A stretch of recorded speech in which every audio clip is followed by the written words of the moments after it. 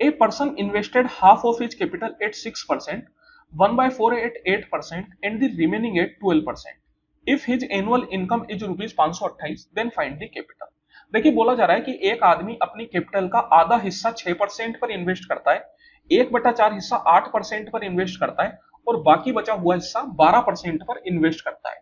साल के अंत में जो उसको टोटल इनकम होती है वो होती है 528 रुपए। तो अपन से कैपिटल पूछी जा रही है।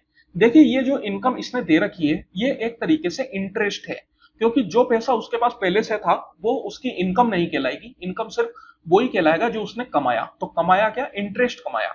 यहाँ पर आपको कुछ भी नहीं दे रखा, तो एक तरीके से आपको इसको सिंपल इंटरेस्ट पर मानना है। तो यहाँ पर मैं क्या करता हूँ, ये 2 और 4 का एलसीएम ले लेता हूँ, तो आ जाएगा 4 यूनिट। तो मैंने जो टोटल कैपिटल है उसको मान लिया 4 यूनिट।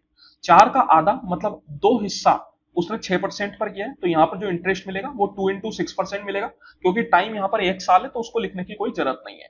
फिर 4 का अगर आप 1/4 निकालेंगे तो 1 यूनिट आएगा। 1 यूनिट को उसने 8% के हिसाब से इन्वेस्ट किया, और अब जो बचेगा वो 1 यूनिट बच जाएगा, बिकॉज 2 + 1 3, 4 में से 3 गए तो 1 यूनिट बचा। इस 1 यूनिट को उसने 12% के हिसाब से इन्वेस्ट किया, और इस पूरे में उसको 528 रुपए का फायदा हुआ। तो ये 6 दूनी 12, 12 + 8 20, 20 + 12 32। दैट मीन्स की 32% की वैल्यू अपने पास आ गई 528 के बराबर। यहाँ पर अगर आप कैंसिल आउट करेंगे तो ये 32 से 16.5 बार में आपका कैंसिल आउट हो जाएगा। 1% की वैल्यू आ गई 16.5। यहाँ पर अपन ने जो टोटल कैपिटल माना था वो 4 यूनिट माना था, तो यहां पर अपन को इस परसेंट को यूनिट में चेंज करना पड़ेगा। परसेंट हटा के अपन नीचे में 100 से डिवाइड कर देते हैं, तो 1/100 हो गया अपने पास 16.5 के बराबर।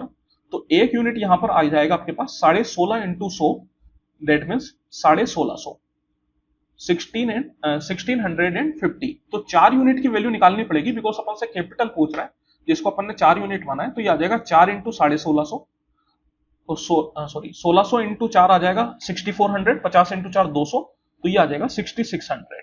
Option number 4।